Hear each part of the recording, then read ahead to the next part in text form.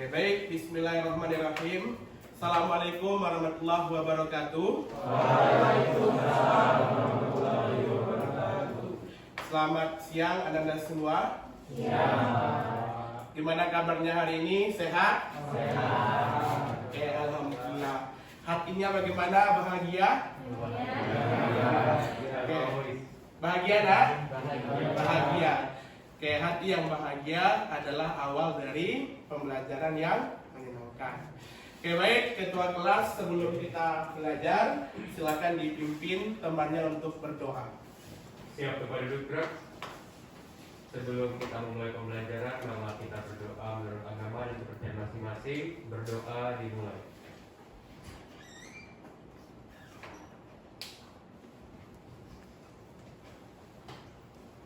Berdoa selesai.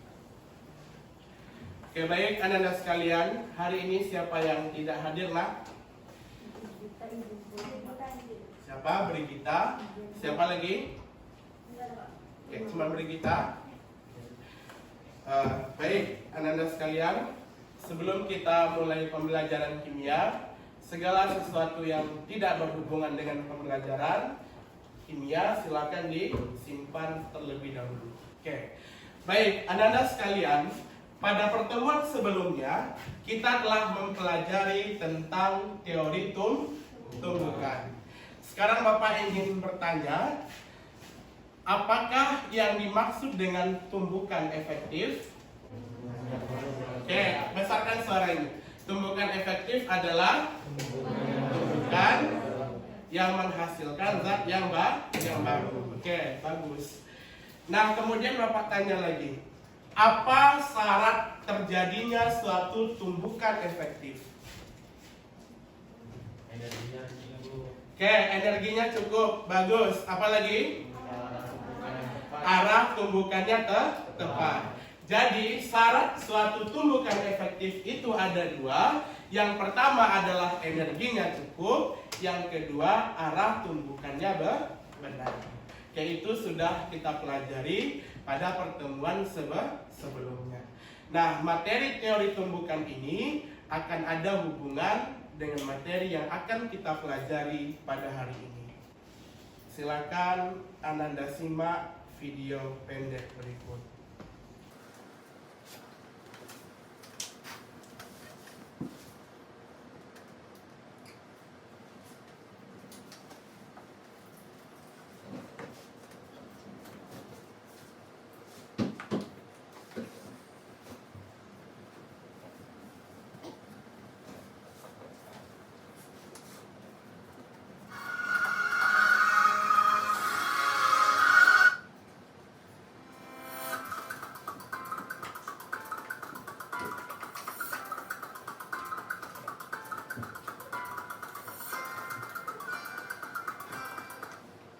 Oke, baik anak-anak sekalian, dari video tadi ada berapa reaksi kimia yang Bapak tampilkan? Ada di 3. Apa yang pertama nak? Pembusukan buah. Yang kedua, kembang api, dan yang ketiga, perkaratan. Apakah laju reaksi dari ketiga reaksi kimia tersebut sama? Tidak. Lajunya berbeda. Nah, apa saja faktor-faktor yang mempengaruhi laju reaksi? Itulah yang akan kita pelajari pada pertemuan hari ini. Ini gambar apa nak? Kayu. Yang satu sudah dibelah, yang satu masih dalam bentuk galon. Nah, menurut anak-anak sekalian, ketika kedua kayu ini dibakar, manakah yang lebih cepat hidup apinya? Yang sudah dipotong atau yang belum? Oke. Nah, mengapa kira-kira? Nanti jawabannya akan kita temukan dalam praktikum dan diskusi kelompok. Kemudian yang kedua, oke, di rumah ada kompor gas nggak? Ada. Tahu tombol untuk memperbesar dan memperkecil apinya? Tahu. Bagaimana cara kerja tombol itu? Lalu bagaimana hubungannya dengan laju reaksi? Ini juga akan kita temukan jawabannya dalam diskusi kelompok. Oke. Nah, baik, sekarang anak-anak Bapak silakan duduk berkelompok. Sudah berkelompok? Ya, masing ya.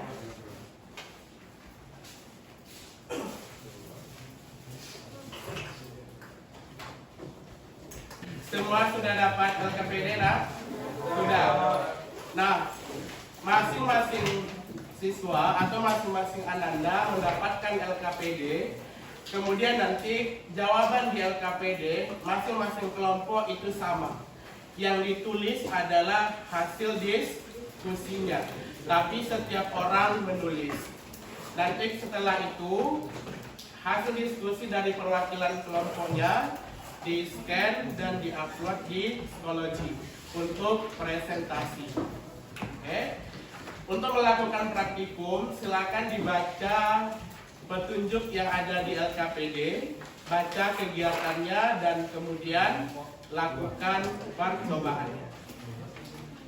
Kalau sudah dibaca, silakan nanti diambil alat dan bahannya ke meja sirkulasi di belakang.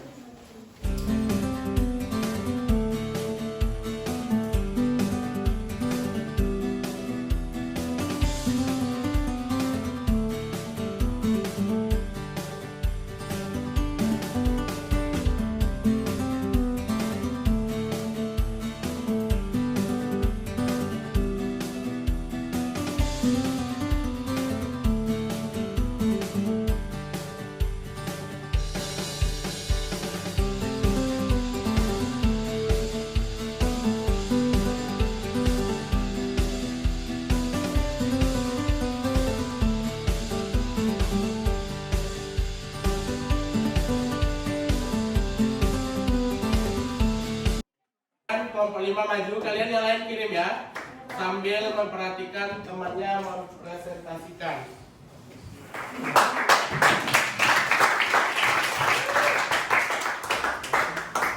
Assalamualaikum warahmatullahi wabarakatuh. Selamat siang semua. Untuk kali ini kami akan mempresentasikan hasil diskusi kelompok 5 yang terdiri dari Bikne, Radit, Naila, Lina, saya Puan, dan Kirana. Berdasarkan percobaan pertama, urutkanlah reaksi dari yang paling lambat sampai ke yang paling cepat. Jawabannya, pada percobaan 1, yang paling lambat bereaksi yang konsentrasinya 1 m HCl dilanjutkan ke 1,5 m HCl dilanjutkan ke 2 m HCl.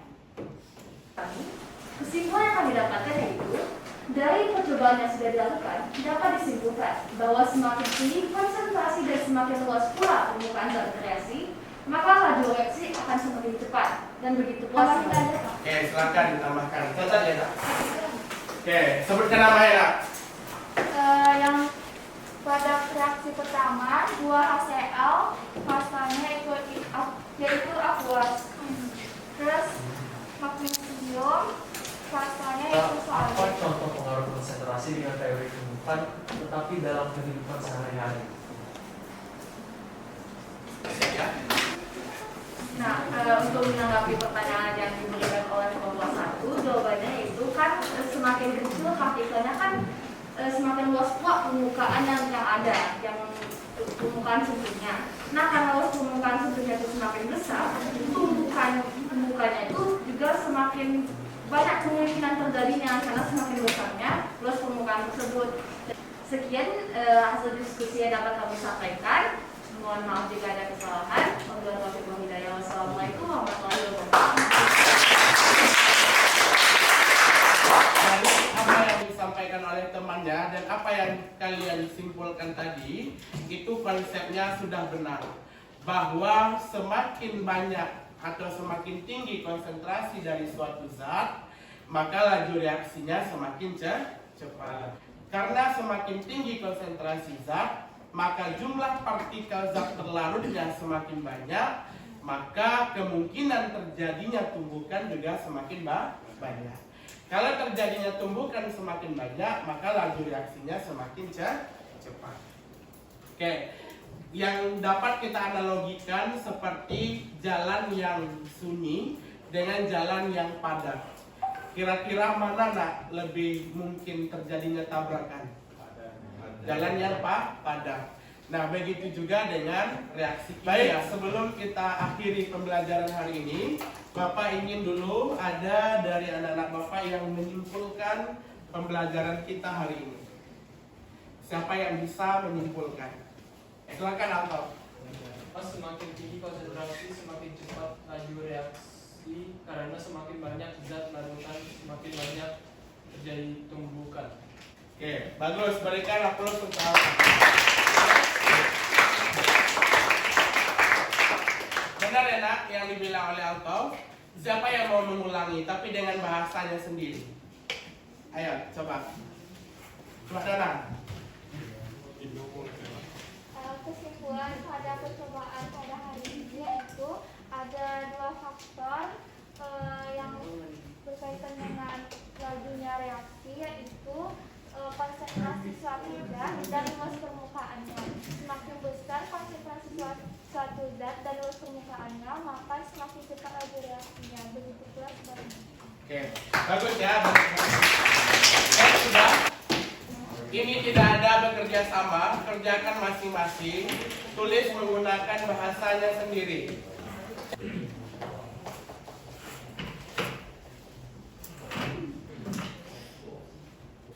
Oke, ini soal pertama. Waktunya 2 menit. Oke, kita sampai di finish. Ayo nak semua kumpulkan ke depan dalam hitungan 5. Kira-kira dari apa tujuan pembelajaran kita tadi bisa Anda pahami? Bisa nak? Bisa. Kemudian pembelajaran kita hari ini bagaimana kira-kira? Oke. Apakah menyenangkan? Apakah kalian terlibat secara aktif seluruhnya? LKPD-nya bisa dipahami nak? Kemudian bahan ajar yang ada di psikologi bisa membantu kira-kira? Nah, baik, untuk pertemuan berikutnya insyaallah akan kita tingkatkan lagi agar pembelajaran kita lebih bagus. Oke? Baik, sebelum kita tutup ketua kelas, kita berdoa lagi untuk menutup hari ini. Silakan aku. Ya, Bapak duduk gerak. Sebelum kita mengakhiri pembelajaran kita, mari kita berdoa bersama. Berdoa dimulai.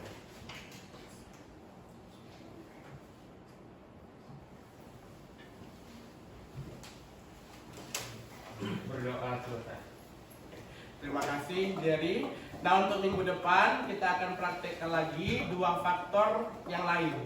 Jadi faktor laju reaksinya ada 4, 2 sudah hari ini, yang 2 lagi adalah kita praktekkan minggu depan.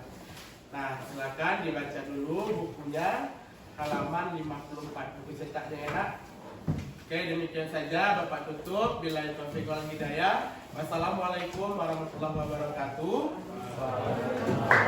Selamat siang.